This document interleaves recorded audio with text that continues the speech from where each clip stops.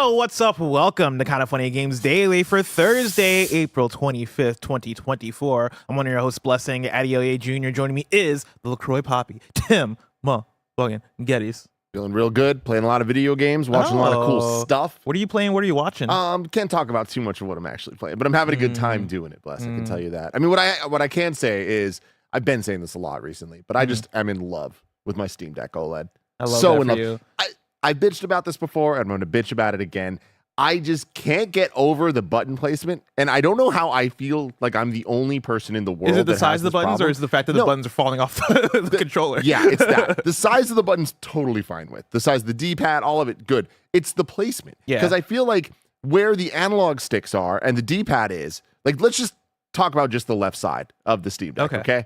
The D-pad and the analog stick. I'm one of those guys that likes both. You know what I mean? I might be playing a game where I'm like, some of the motions I like the analog, some of the motions like a D-pad. I'm a Nintendo guy. I like playing a lot of those old classic games that kind of like can feel good in both ways.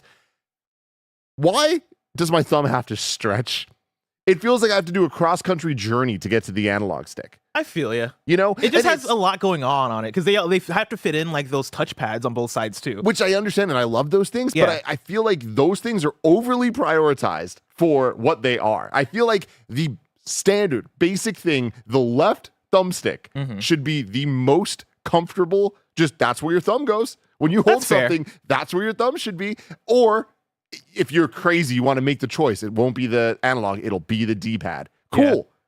One or the other. This kind of meets in the middle, which kind of fucks both. Yeah, I think we'll get there with whatever the Steam Deck 2 is, whenever we get that thing. Yeah, Kevin's brought up an image of the Steam Deck. And yeah, I get it. Yeah, there's like a little stretch you have to do. I've never felt too awkward with it, but I do hear what you're saying. Like, I do feel like there's that little bit of, yeah, this doesn't feel like I'm holding a PlayStation or Xbox controller. And that's the bummer that I have, is that like, I know that this is, in the grand scheme of things, a small complaint, because I love how this thing runs. I love the look of it. God, I love the OLED. The buttons feel great. The product itself, very premium. I'm very surprised. I just can't believe that it's just the placement of the movement buttons. Yeah. The D-pad is like barely on there. Like the D-pad looks like it's about to roll off of bed. Yeah. Like you ever have that in the middle of the night? And for sure. The D-pad though, I'm surprisingly into. Like I feel like it's a pretty quality thing. It's just, again, now my thumb's stretching just a little at a weird angle. Awkwardly to the left. And it's not that bad. Both of them totally usable. Like there's been controllers that I'm like, oh, I do not like this. And like, you know, this is better than like a Wii U Pro controller type situation where it's like everything was just in the wrong place. God. You know? I also picked up my Steam Deck last night because it's funny. I was on KFGD yesterday with Greg, and one of the conversations we were having was that I'm coming off of two different reviews, right? Like I reviewed Tales of Kinzera as out and played all the way through it, and then I also played Stellar Blade for 27 hours and played all the way through it. And I feel like I kind of want to put myself in video game sabbatical, right? Just take a break from games for a little bit and focus on other things. I say that yesterday morning, and then when I get home, what do? I fall down this rabbit hole of Super Mario 64 ROM hacks. Love that. Love that for you so much. I found this one on TikTok called Super Mario 64 Decades Later. And it just came out. It came out like maybe 3 weeks ago. Oh man, I should find the trailer and send it to Kevin. Kevin, maybe if you Google Super Mario 64 Decades Later, it'll come up.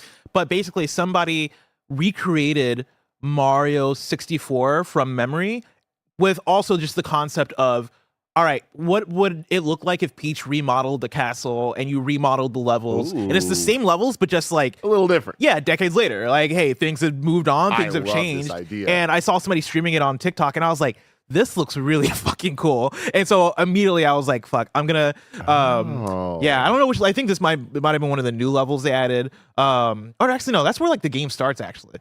But eventually you get to what? Yeah, no, it looks wild. But then eventually you get to levels where it is, okay, these are older levels, but now these are just brought up to 2024, or like with the idea of, yeah, like time has passed, things have changed and moved and all this shit. And so I went down the rabbit hole of having to learn how to patch stuff because I already forgot.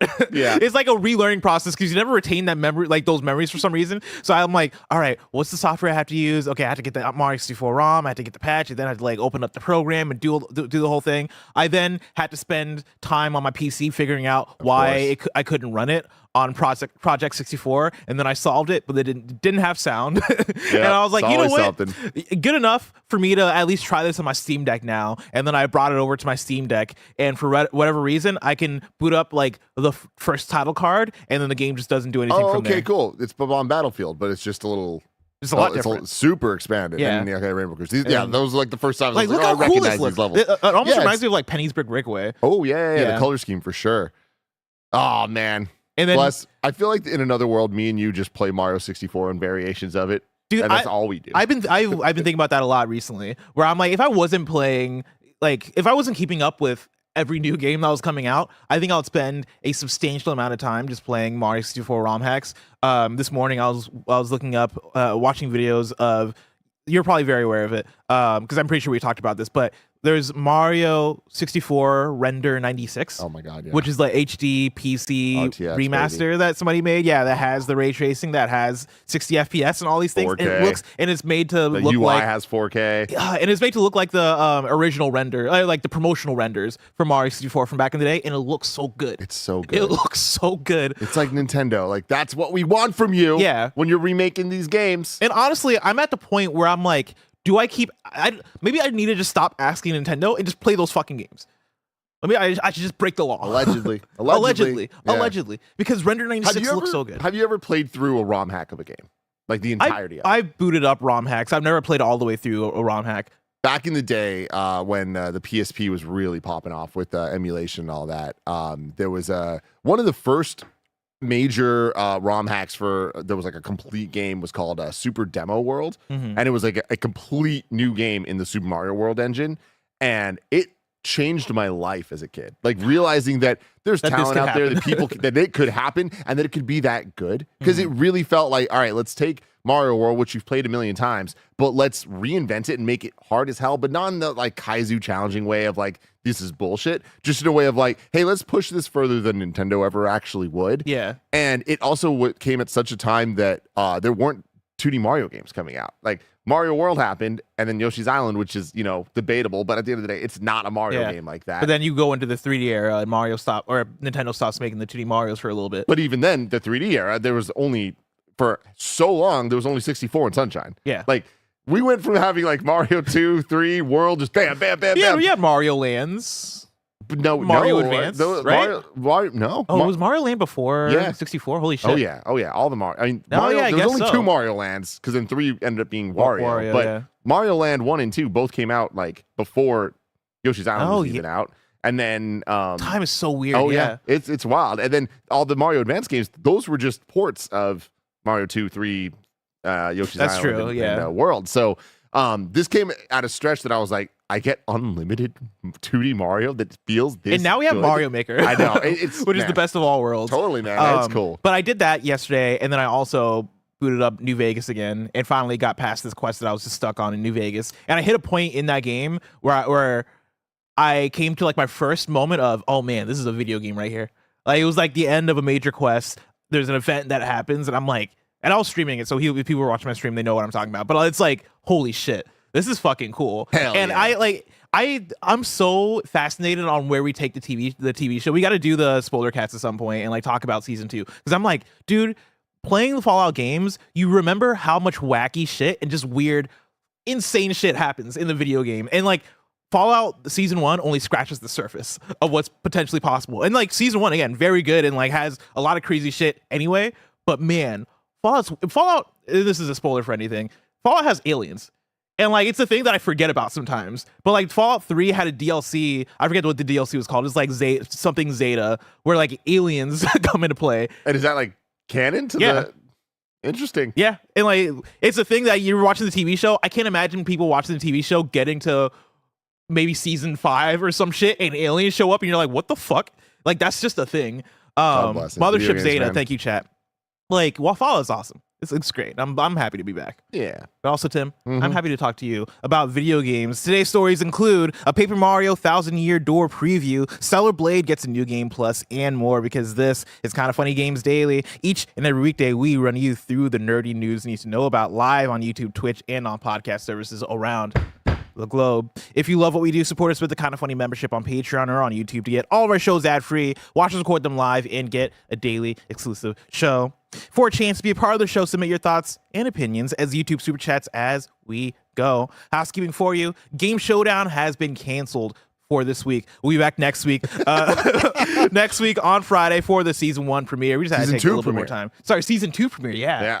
We're almost there. Real exciting times. We've had a couple episodes the last couple weeks that were off season. Yep. Guest episodes, a lot of fun stuff. You guys can go back and watch all those because they were all bangers. Bangers. But the next week we return with Season 2, new and improved. And I love that the audience showed up for the guest episodes. Because I've been tracking the views, how episodes are doing, episode per episode, and there's always a concern with any of our shows of, okay, when we bring in guests, are people actually going to watch? Because obviously, oftentimes people want to watch our content to see us on the content. And I was very pleasantly surprised that, of course, Elise and James, they're going to bring in the audience. Of course, Alana, Abu, Ben Starr, like all these folks are going to bring in the audience. But even on like the 6-person Kind of Feudy episode the Kind of Feudy episode where I think the main people that people would have recognized the most would have been Lucy and Callie, and then there's like 4 other people. There's Valerie Nelson. There's people that are like, online that we know that we love, but it's like, it's one of those things where I'm like, is our audience going to show up for that? And even there, it's like, hey, this got pretty good views, and so yeah, I'm pretty pleasantly surprised. I'm pretty happy with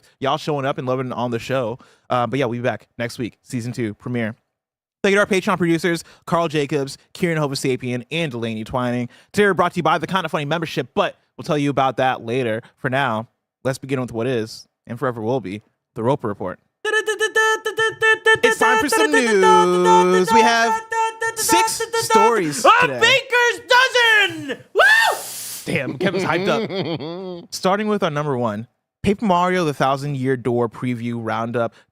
Tim, you've demoed it. I'm going to pull in a couple previews first before I hear your thoughts on it. I want to start off with Michael McWhirter at Polygon, who put up a preview titled, Nintendo's new Paper Mario remaster doesn't mess with perfection. Unlike the major graphical overhaul of Super Mario RPG, released on Switch last year, Paper Mario: The Thousand-Year Door will look more like your memories of the GameCube original, based on a hands-off demo that Nintendo showed to Polygon last week. Characters like Mario, Peach, and Bowser are still rendered as flattened 2D paper cutouts, and the game's world is still constructed with chunky cardboard objects. But everything looks sharper. Stages are bathed in warm, realistic lighting, and characters cast shadows and reflect realistically in pools of water.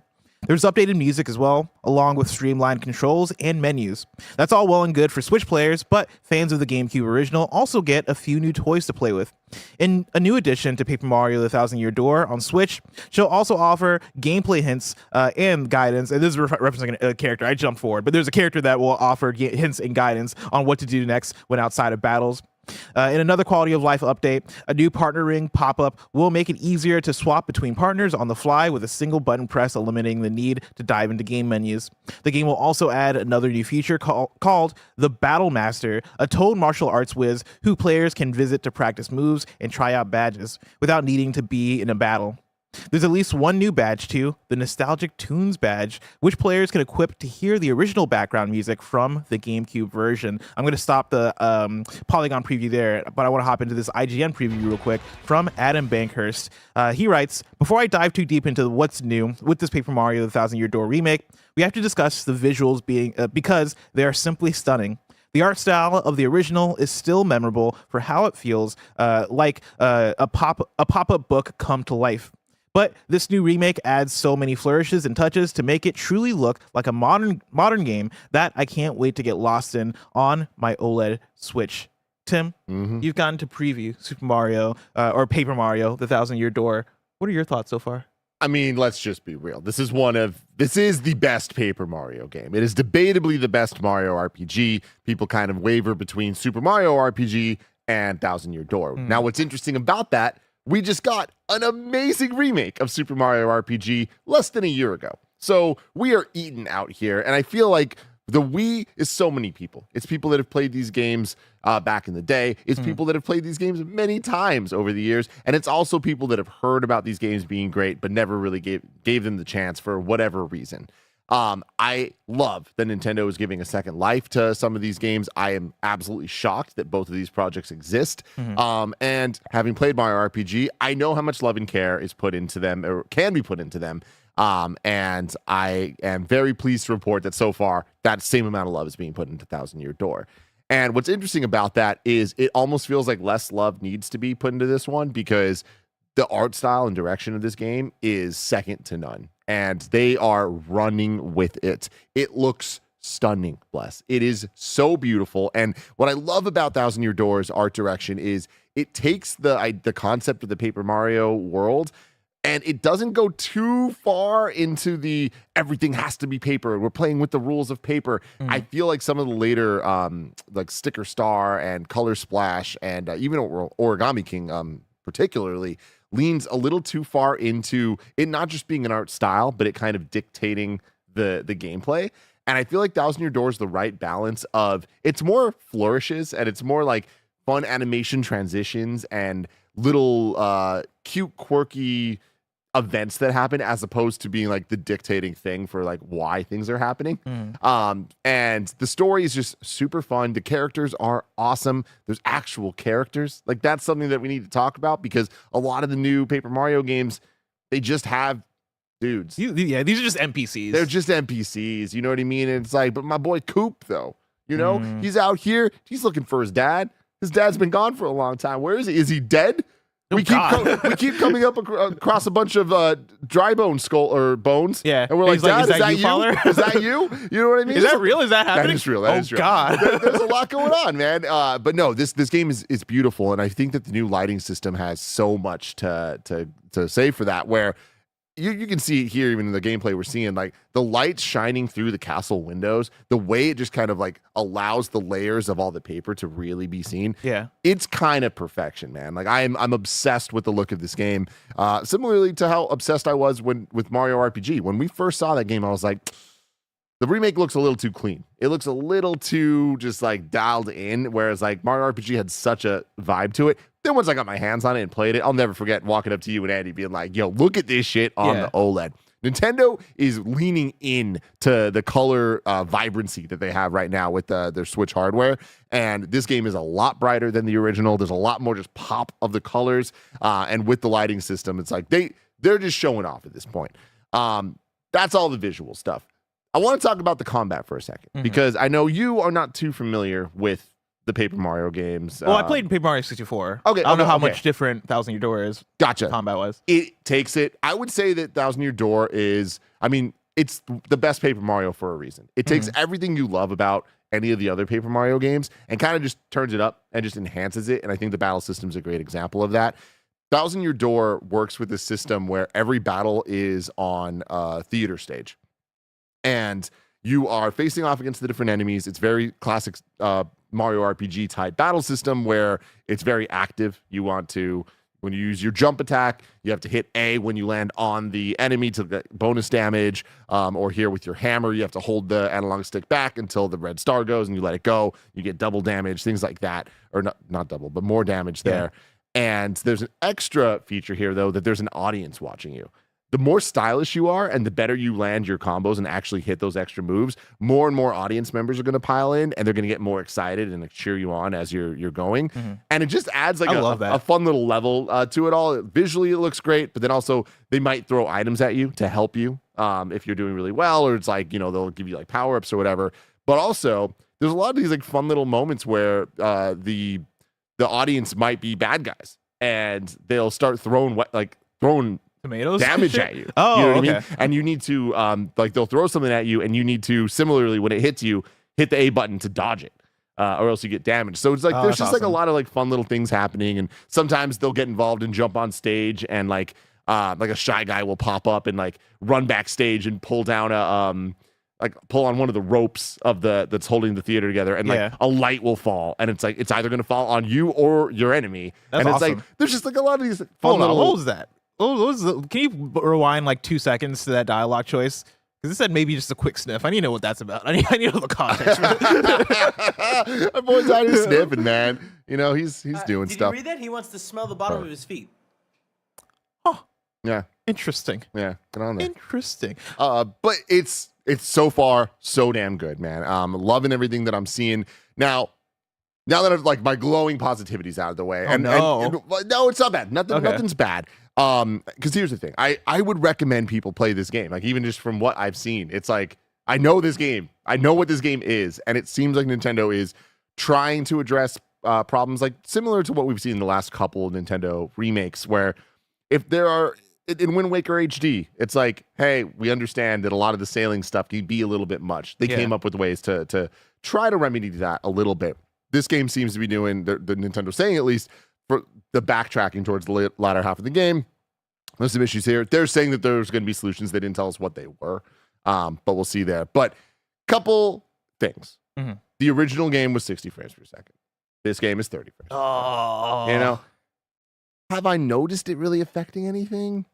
No. Yeah, I feel like on this, if you're playing it portable, I probably wouldn't even. So here's the thing. With this type of game, I don't think that really matters that much. And then you get into the combat, and it is timed button presses. And I feel like that is where frames do kind of matter. From what we've seen, it seems like they've kind of taken that into consideration and potentially have eased up the leniency of the specific time you have to hit the button, because it didn't look like there was too many major problems. So I'm going to chalk this up to, it's unfortunate on a technical fact level that this is half the frame rate. I don't think it's really that big of an issue. Okay. You get what I'm saying? Yeah.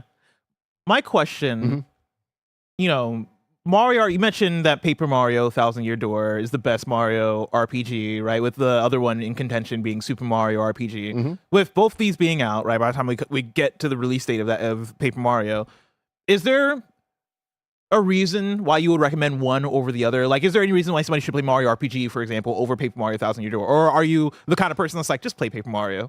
No, I mean, I it's so funny. It's weird where I don't want to complain about this because we're getting amazing remakes of two of the best Nintendo games ever. So, like, anyway we get it, I'll take it.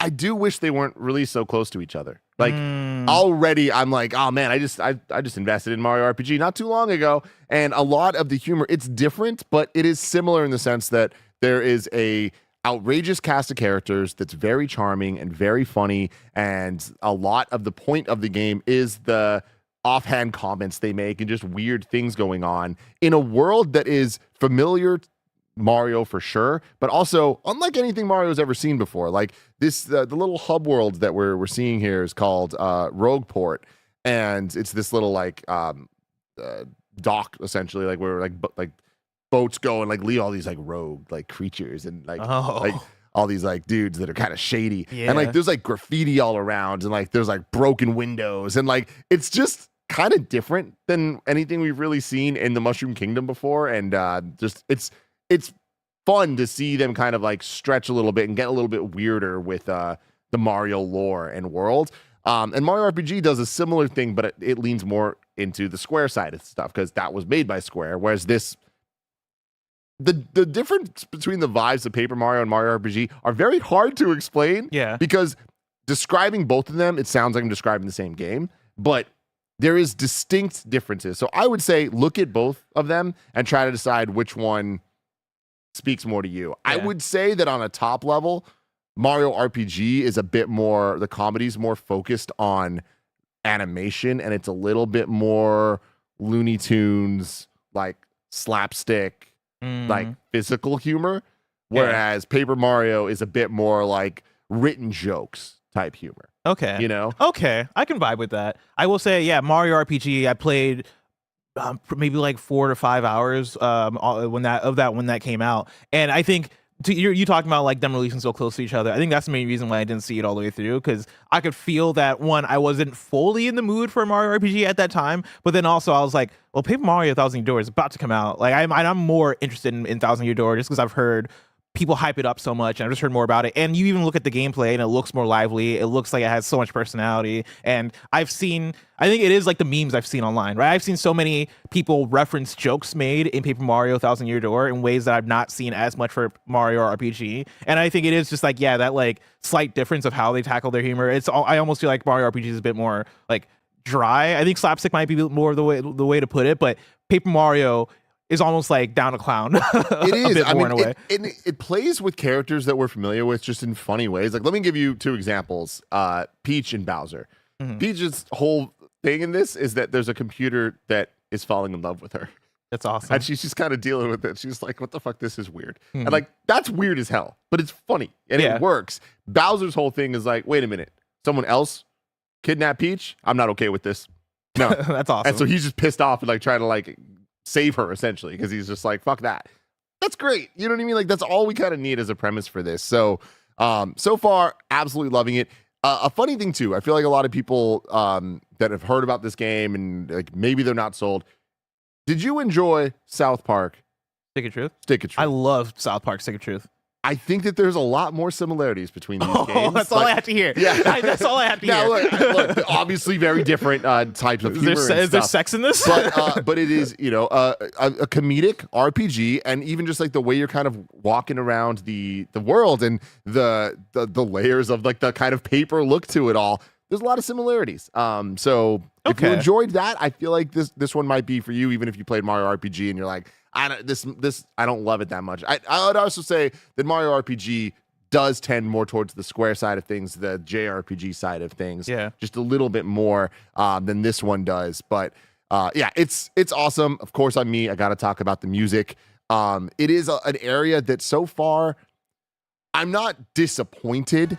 I'm just slightly let down. And this might be a Tim Getty specific thing, but Nintendo has this like tiers to the quality of what they're doing. Yeah. And I think that this game so far is falling firmly into like, hey, we're remaking the whole soundtrack and it's going to sound good. And also you're able to listen to the original soundtrack, which I always really appreciate. But the sound quality itself of it and like the instrumentation, I'm just like, man, y'all didn't have your Mario Kart team on this. Yeah. Y'all didn't have the Odyssey team on this. And it's just always a bummer to me when the compositions are this good and this fun. So I'm always like, oh man, like I really wish that y'all put in a little bit more, because I think a perfect example is 30 frames per second, totally fine. 60 would be nice. Yeah. The music we're getting, totally fine. Yeah. Higher quality would be nice. And those are the type of criticisms I have so far for what is sure to be the definitive version of one of the best RPGs ever made. Man, Mario Kart 8 Deluxe had such a good soundtrack. Yeah. And in the same way, ARMS also had such a good like theme song. That theme ARMS song, went baby. so hard. I wonder if we'll ever get a sequel. I mean, I hope not, because I did not like ARMS. Such a hater, I mean, if they do, I hope it's good. I hope it's good this time. Tim, let's move on to story number 2. But before we do, we have breaking news. Wow. Tim, BlizzCon has been canceled. I am pulling from Wario64, who links to the BlizzCon website, but then also posts a screenshot. Actually, no, let me just click in the website because that'll be easier for me to read. Yeah, an update on this year's BlizzCon and Blizzard's 2024 live events from BlizzCon.com. After careful consideration over the last year, we at Blizzard have made the decision not to hold BlizzCon in 2024. The decision was not made lightly, as BlizzCon remains a very special event for all of us, and we know many of you look forward to it. While we're approaching this year differently, and as we have explored different event formats in the past, rest assured that we are just as excited as ever to bring BlizzCon back in the future years. Over the next few months, we'll be sharing more details about our launches coming later this year, including World of Warcraft: The War Within and Diablo 4's first expansion, Vessel of Hatred. To celebrate these upcoming releases and to bring our communities together in new and special ways, we will soon share some exciting plans for other industry trade shows and conventions like Gamescom. We can't wait to tell you more about those plans soon. We're also looking forward to the Overwatch Champion Series stops at both DreamHack Dallas and DreamHack Stockholm. And we're thrilled to be planning multiple global in-person events to commemorate the 30th anniversary of Warcraft, which will be held in addition to the in-game celebrations across our Warcraft games throughout 2024. While these events are distinct from BlizzCon, we're harnessing all of our creativity and imagination to ensure that they carry the same spirit of celebration and togetherness. Our hope is that these experiences, alongside several live-streamed industry events, where we'll keep you up to date with what's happening in our game universes, will capture the essence of what makes the Blizzard community so special. No matter how you choose to connect with us at these events this year, whether it be in person or virtually, we can't wait to see you there. Interesting. Yeah, not too big of a surprise. Somebody correct me if I get this wrong, but I feel like BlizzCon is kind of staggered recently. Like, I know, I mean, obviously there was the pandemic, so nothing happened in 2020. I don't think they even did a digital one then. And I feel like it hasn't been I feel like they've been almost on a like let's take it year by year type thing. Yeah. So this doesn't feel like that big of a shock. What is interesting though is Blizzard now being acquired by Microsoft, and it doesn't seem like that's why this is happening. But it is interesting to think about. But then I realized, well, Bethesda was also acquired. They have QuakeCon. QuakeCon still happens. It's just interesting to think that, okay, like you'd imagine that once Xbox gets involved with some of these things, they might just be like, hey, we're not doing that anymore. We have our Xbox events, you know?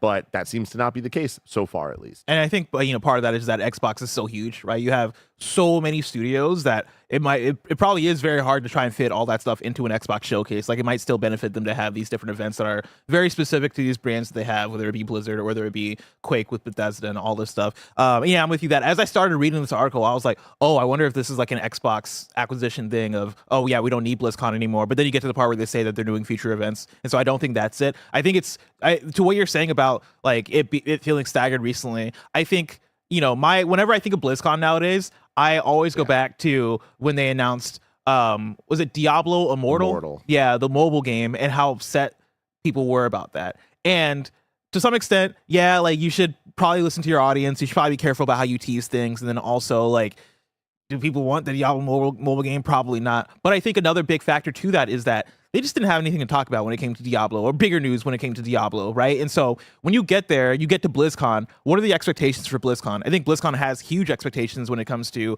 all right, what are you going to have to talk about? What are you going to have to announce? Is the next big Warcraft thing going to be there? Is the next big Diablo thing? Is the next big Overwatch thing? Like, what is, people get very hyped up, and like the anticipation kind of gets out of control a bit. And I could see them going, hey, we just got acquired. We just did this whole thing. We just released Diablo 4. We're in the stage of restructuring, figuring things out, all this stuff. Do you then want to get to BlizzCon and not have anything gigantic to talk about? Will that upset people if you don't have a banger at BlizzCon? Yes.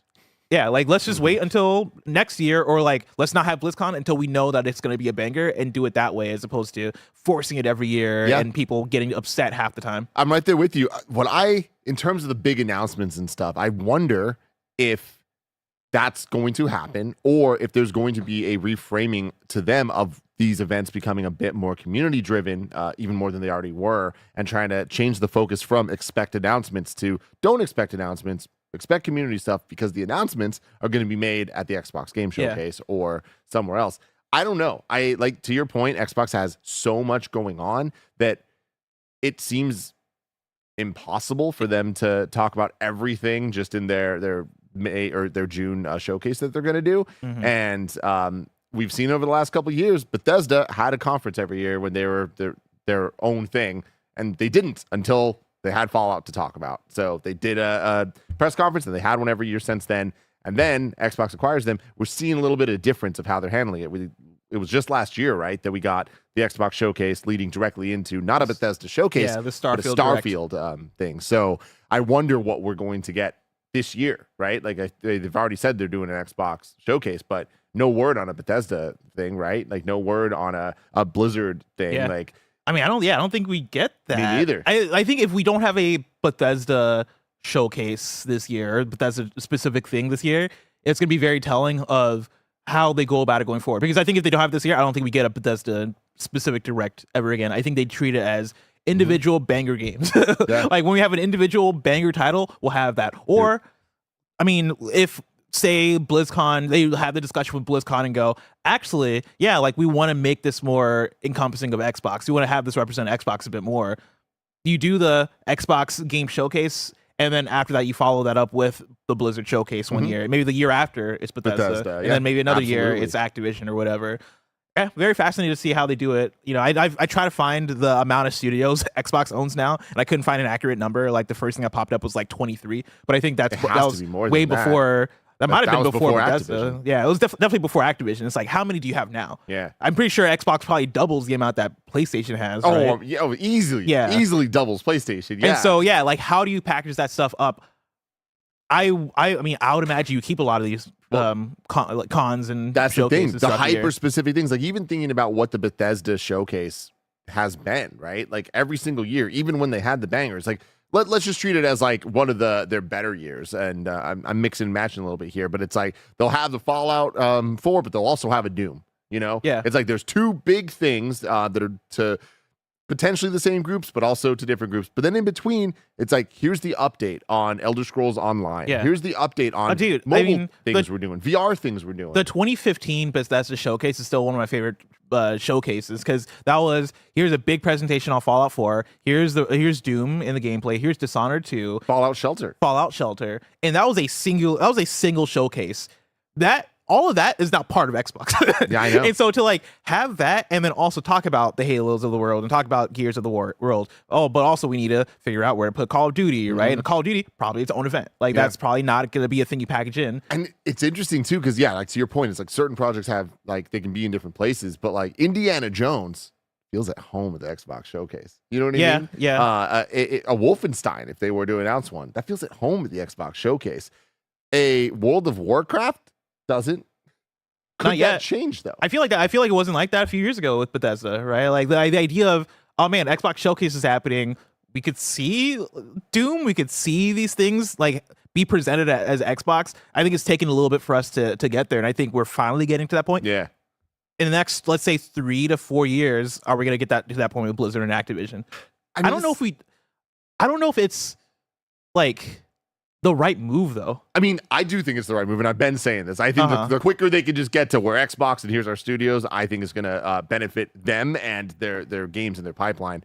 But I do think Xbox clearly has been aware of the fact that they have so much to talk about, and that's why they've been, I think, great with their developer _directs of having these like smaller showcases to kind of like give a roadmap for people for what to expect throughout the year. I mean, like the one that we just saw with Avowed and with Indie and all of that. It's like, that was a developer _direct, right? Yeah, that was. Yeah, that's awesome, right? I feel like it kind of is like they have these different places they're building to be able to talk about all the projects in the right ways. And I think having the June showcase be their big year tentpole thing. But then we also have Gamescom. We also have Game Awards. We also have Summer Game Fest, although they probably won't do anything there. Yeah, I think that's the thing is it almost feels untenable having so many things to possibly talk about, because I think it does get lost in the shuffle with each other. Like what happens so let's go back to last year where they had the Starfield _direct, and that was the big thing. Like this is what we're all focused on. I think you're going to have, now that you have Activision Blizzard, you're going to have years where you have the big Bethesda game,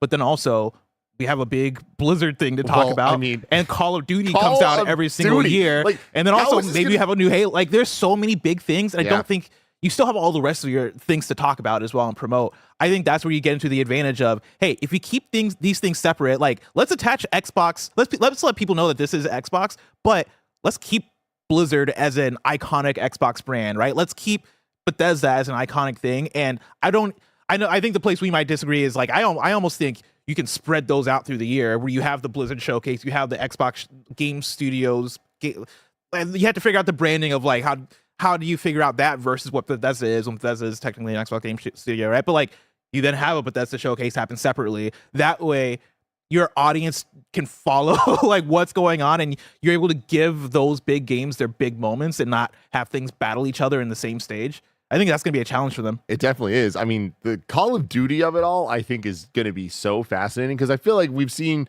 Yeah, Call of Duty gets its own showcase. Just that game gets its own showcase every year. 100%. But Call of Duty dedicates itself to coming up with new ways to talk about its games, where like for the longest time, it was in the early 2010s, it was like, all right, it's going to be at, depending on like who's winning at that point, like, PlayStation or Xbox, and like where they have their agreements. Like Activision didn't have its own press conference, and if it did, it was like more of a party. It was more of a, hey, Eminem and Rihanna are here, and they're singing, they're rapping. It would even be like, which one was it? I think it was one of the ones that, it was the Eminem and Rihanna one, where I think that E3, I want to say it was an Activision showcase, or maybe it was Xbox, because it might have been 2013. But like they had it at E3, and then months later around Gamescom time, I don't think it was at Gamescom, but like in August, it was, all right, now here's the reveal of the multiplayer. Yep. And here's Eminem and Rihanna.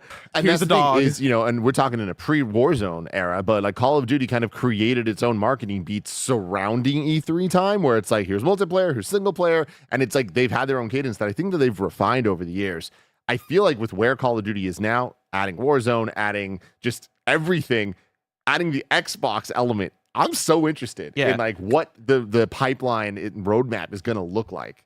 Yeah, because I think Call of Duty is the one where it's like don't even put this in the Xbox showcase. Like maybe put like a trailer, like a 30-second trailer, like something really. We don't need to break down Call of Duty at the Xbox thing. Call of Duty needs to be its own thing. Like let that, because you don't. I think that takes away some of the air from the Xbox showcase Xbox doesn't do much for Call of Duty. Call of Duty does things for itself, and so you take this away.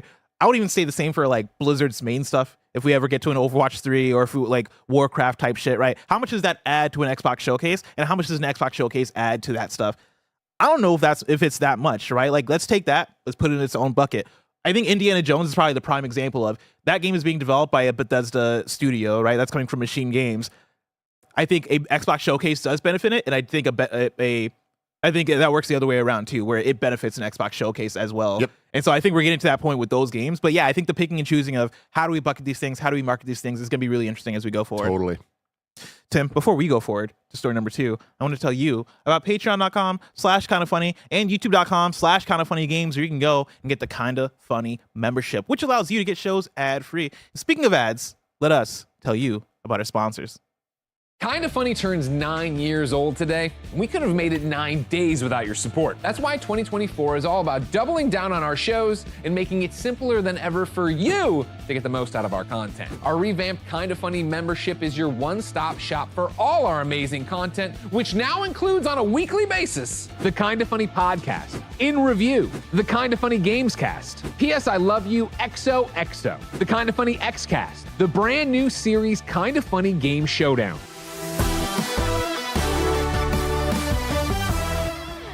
5 episodes of Kinda Funny Games Daily, and 5 exclusive Gregway vlogs. And 5 days of streaming fun with me and the gang here in our newly revamped streaming space. It's going to be filled with a ton of laughter and a whole lot of shenanigans. We'll see you there. That's more than 20 pieces of content a week from an 11-person independent team in San Francisco. That's a lot. And to get the most out of it, all we're asking for is $10. $10 gets you the Kinda Funny membership, and that entitles you to ad-free versions of the shows, the ability to watch the podcast live as we record them, and the exclusive access to my daily show, Gregway. You can get your Kinda Funny membership on patreon.com/kindafunny or youtube.com/kindafunnygames. Yes, we are expanding our Kinda Funny membership offering to YouTube so people can take full advantage of the platform they prefer. If you want to go above and beyond the Kinda Funny membership to support us, we will still have higher Patreon tiers, albeit with some changed up perks. We just wanted to make the message as clear as possible that the $10 Kinda Funny membership is for the masses to get all of the core content people love. Everything above that is very appreciated. The support means the world to us. You all are the best. But the $10 Kinda Funny membership available on both patreon.com/kindafunny and youtube.com/kindafunnygames is where we see the value of what we do. Kinda Funny is a dream come true, and we wouldn't have it without you. We hope if you've ever enjoyed the content, you can support us for at least a month as we prepare for our biggest year ever. Until next time, it's been our pleasure to serve you. And we're back. And yeah, that was just breaking news. And so we're finally moving on to story number 2. Stellar Blade's Day 1 update adds New Game Plus. This is Tom Ivan at Video Games Chronicle. Stellar Blade's New Game Plus mode has been made available earlier than expected. While developer ShiftUp previously said it planned to make New Game Plus available after the game's release on April 26th, it's available to download as part of the title's Day 1 update, according to Games Radar. Quote, in New Game Plus, all your equipment, currency, items, and records, character enhancements, drone upgrades, acquired skills, and owned SP that you have gained up until the previously completed game's progress will transfer to the next game, reads the in-game update prompt. However, your game progress will reset and will not carry over, end quote. In a PlayStation blog post detailing Stellar Blade's New Game Plus mode, ShiftUp director Kim Hyung-tae said it includes, quote, expanded gear levels, new costumes to wear, and a suite of new skills, end quote. You'll love to see it. You do love to see it. I love that. Day 1 New Game Plus, as all things should be. Do you have any interest in Stellar Blade? I'm not talking to you about this game. Andy was selling me on the demo for it, like showing me the boss fight. I was like, oh, this is awesome. I haven't picked it up since. There's just been a lot of different games I've been dabbling in and playing. And it's weird where like I want to give it a shot just to see how it feels. But like, I'm just not interested in the game. Yeah. There's a lot about it and especially with all the discourse around, I'm just like, eh. Yeah. I will say, like, yeah, there is like the discourse has been disheartening because I think there's like a strong 80% of the discourse that I would say is not Shift Up's fault. Where there's a 20% where it is like the whole thing with having to patch out the shit, and then also like there is like the character designs, if you like them, if you don't like them, all this shit that where I'm like, yeah, that's kind of on y'all. But I will say I could see you liking this game. I don't think it's a must play necessarily. I don't even think it's a Tim Geddes must play. Yeah. But knowing you and knowing that how you like things like Devil May Cry, and I know you like action games in general, I think there might be something there for you just in its style. I think you would like it. I don't know if you would love it. I think you would like it though. I'm gonna play it for at least a bit, just because I want to know how it feels, because feel is so important to me when it comes to these type of games. But yeah, things about it definitely look cool. There's just a lot of things about that I'm just like, I don't like it. That's fair. Moving on to story number 3. Gary's Mod is removing 20 years worth of Nintendo-related items from its Steam Workshop following a takedown request. This is Andy Chalk at PC Gamer. Following a takedown request issued by Nintendo, the famed physics sandbox Gary's Mod is removing all Nintendo-related stuff from its Steam Workshop. Quote, some of you may have noticed that certain Nintendo-related workshop items have recently been taken down, Facepunch Studios said in a Steam update. This is not a mistake. The takedowns came from Nintendo. Honestly, this is fair enough. This is Nintendo's content, and what they allow and don't allow is up to them. They don't want you playing with that stuff in Gary's Mod. That's their decision. We have to respect that and take down as much as we can, end quote. The, quote, not a mistake line may have been prompted in part by earlier DMCA claims against Nintendo-related mods that some Gary's Mod players claimed were fraudulent. It's not clear whether that was actually the case, but it seems to definitely not be the case now. Another one bites the dust. And yeah, man, it's complicated, but at the end of the day, it's like, it is what it is. You know, like, I know it's like, I feel like the popular take on this is to be like, fuck you, Nintendo. But like, we're doing a Pokemon ROM hack thing right now. And Nintendo would be like, guys, stop. I'd be like, I get it. It's so funny because like it's funny in comparison to our conversation earlier yesterday, 2 days ago, about like the whole Samus and Fortnite shit, right? Because like I'm like kind of on the opposite side of this, where I'm like, just turn a blind eye. Like, you don't have to go after people. Just turn a blind eye. Like I on the level of, you know, listen, Nintendo, you're not making half these games anyway. Like, it's Gary's Mod. This is what it's all about. Like, let people fucking do shit. You don't have to see it. you don't have to like. What's this taking away from Nintendo sales? What's this taking away from Nintendo's identity? Just let people do fun. Let somebody put Mario in Gary's Mod. Mario's Mod. Yeah. Let's let him do it. Just turn a blind eye. I mean, look. At the end of the day, it's illegal shit. People do illegal shit, and then you either care if you get caught or you don't. Yeah. Such is life. Stay safe out there. Stay safe out there, Gary. Story number 4, Hunter x Hunter Nen Impact first gameplay has been revealed. I'm pulling from George Foster at The Gamer. The first gameplay footage for Hunter x Hunter Nen Impact has been revealed from a demo version of the game, although some fans don't seem too impressed with the graphics. I'm not. I was about to talk a lot of shit. You see this? Listen, I'll talk about it in a second. Over on YouTube, anime gaming channel PS360 HD2, which is the most YouTube channel name I've ever read in my life, posted 13 minutes of gameplay from Hunter x Hunter Nen Impact, which has apparently been taken from a demo version of the game. As most of us were expecting from an aiding game, the gameplay seems very similar to other 3v3 tag fighters such as Marvel vs. Capcom 3, right down to the pre-match intros panning to the side as they begin. Here's the thing.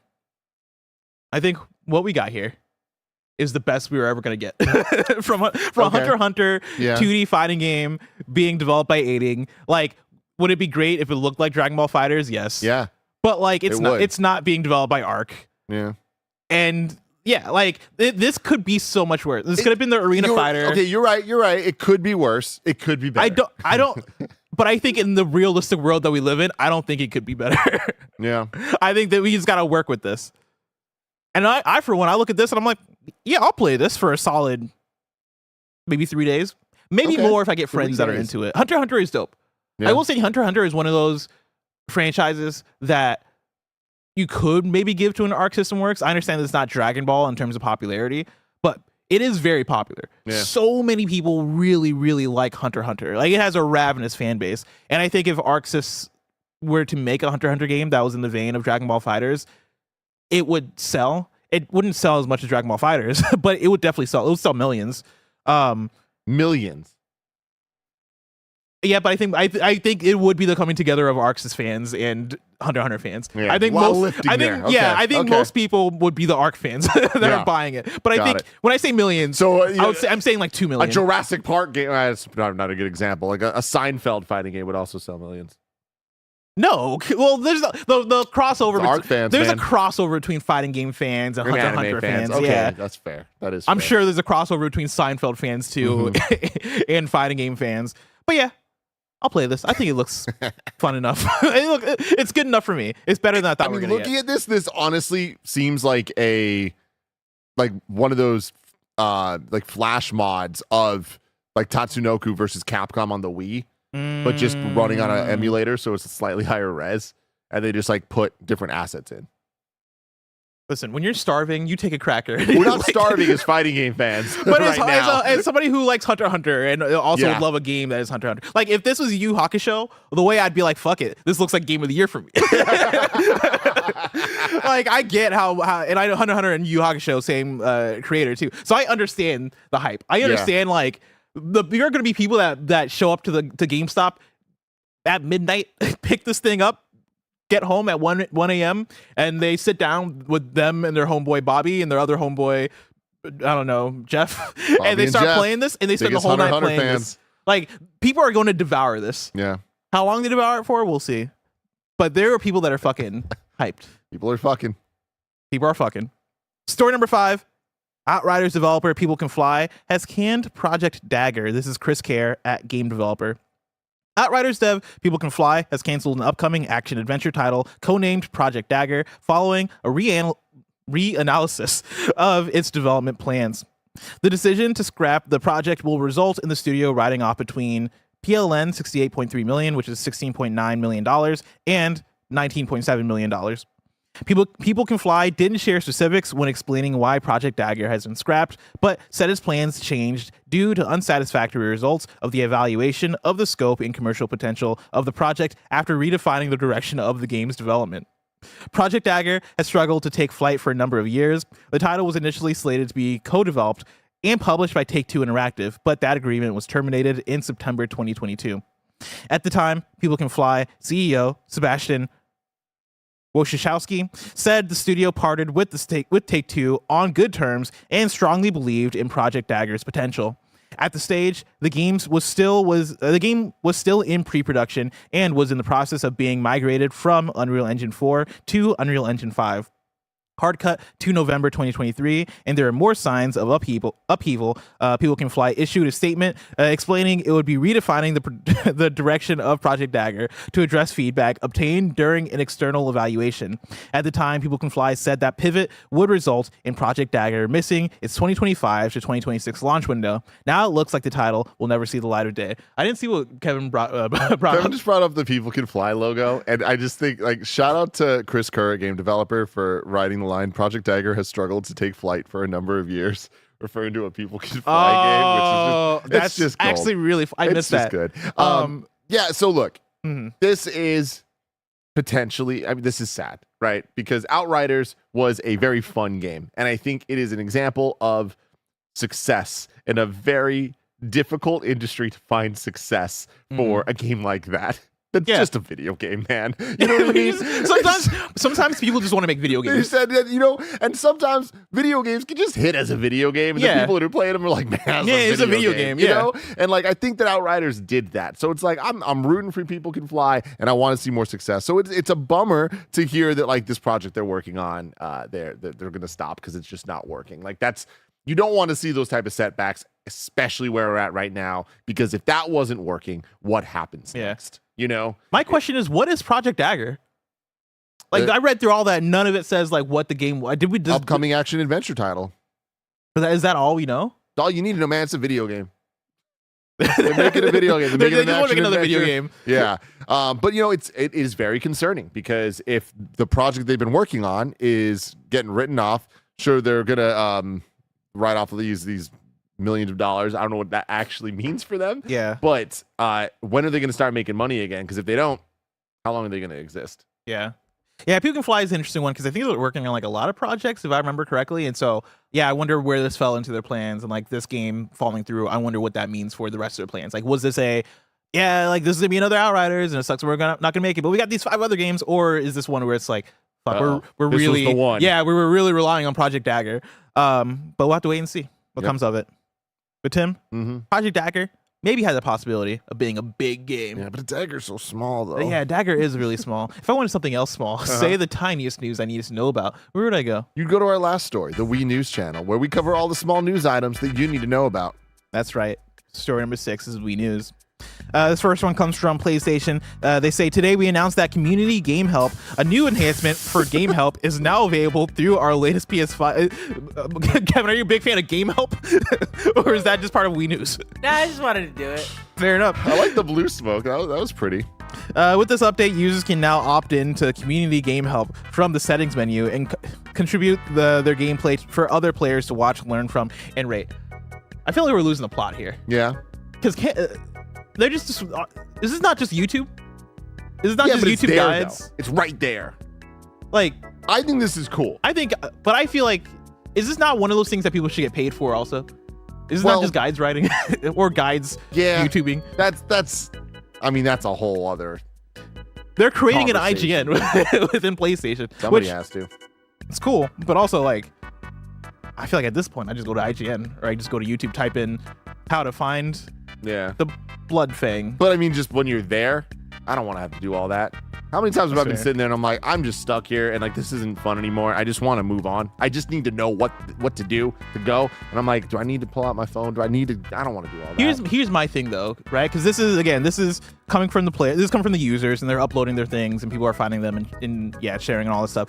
Imagine you're at your wit's end, Tim. You're trying to solve this puzzle, and you can't figure out how to solve the puzzle. And Atreus isn't doing the thing where he tells you the exact solution to the puzzle. So you're like, what the fuck am I supposed to do? And you're like, fuck it, I'm gonna do the PlayStation Game Help. And you you press the button and you bring up somebody's gameplay that's supposed to help you out, and it's the user named PimpJuice555. Yeah. And PimpJuice555 is just teabagging. I mean, He's just doing so a that's prank. the thing. It's like, we'll see if that is what this turns into. I have a different theory. No one's going to use this. That's a good theory. No, that's a really good theory. But honestly, the amount of times I've been playing a PlayStation game and I'm like, I'm just frustrated with this. Then I try to pull up the game help thing that they do have. It is, I don't want to say never been helpful, but it's rarely been helpful. It was helpful in like the first 6 months of PS5 being out, where people were actually using it. But since then, there's in the last 3 years, I'll say, there's not been one time where I'm like, oh man, I'm stuck. Let me use the game help. Click the That's button. what I'm looking for. And yeah, it's exactly what I'm looking for. It so rarely happens. Fallout 4 for PS5 and Xbox Series X is out today. Another Crab's Treasure is out today. Wrath Aeon of Ruin hits PS4 and Switch today.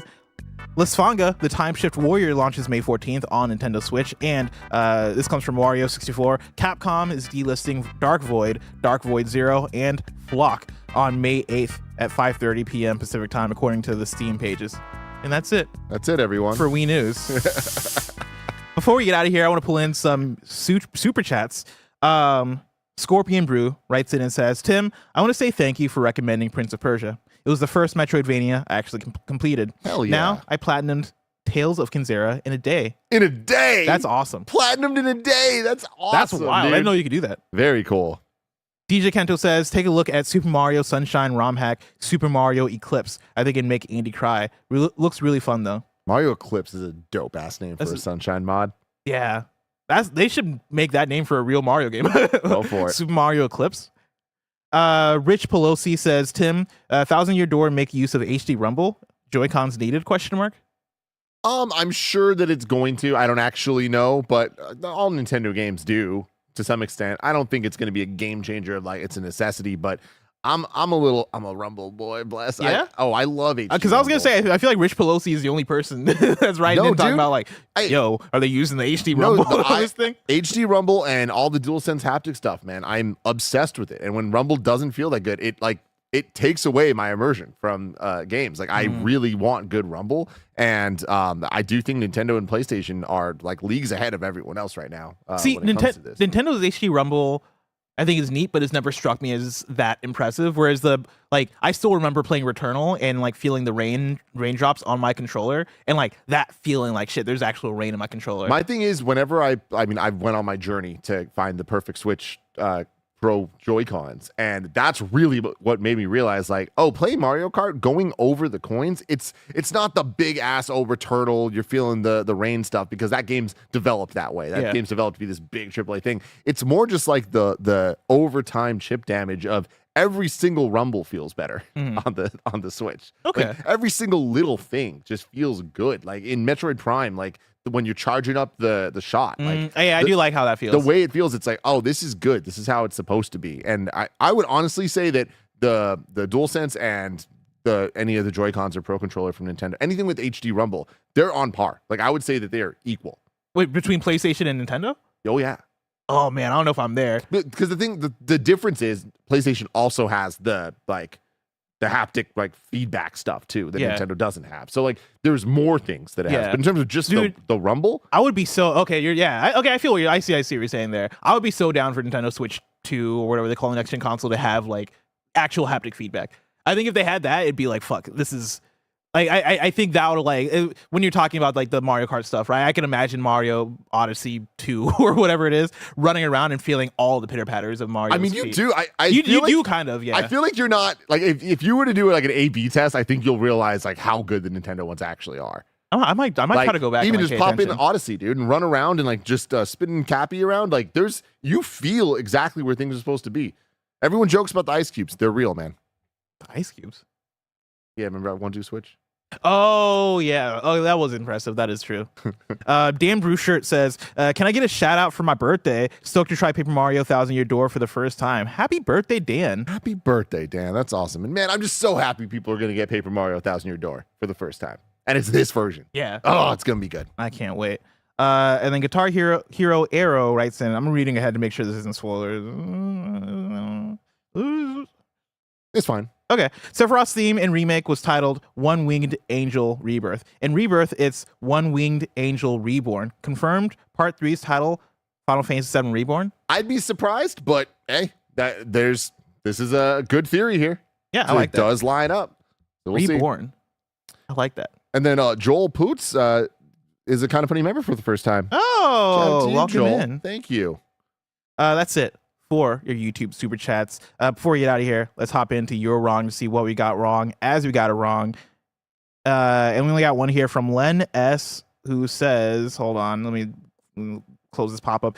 Tim said Outriders was successful, but People Can Fly told investors it was not profitable in June 2023, 2 years after release. That's a bummer. Damn, I definitely would have assumed it did better sales-wise than that, because I feel like critically and consumer-wise, I would chalk it up as a success, but success doesn't mean shit unless you got that cash money. Dude, games are so expensive to make. That's the unfortunate thing is I feel like you look at Outriders and it's like, all right, like surely your expectations for what this is going to make back aren't off the chain. But I guess you also got to remember that game was published by Square Enix, I'm pretty sure. And so I can see that being like all right, we're betting big on this, and then it just not making the profit that they wanted to. I want to read a quote real quick here. The it. group received no royalties from the publisher for the period to March 31st, 2023, which means that as of the time of reporting, net proceeds from the sale of Outriders were insufficient to recover the costs and expenses incurred by the publisher to develop, distribute, and promote the title. Oh, yeah. Wait, so they made no money from Outriders. That's upsetting. Yeah. Damn, dude. Business is rough. This is rough out there, man.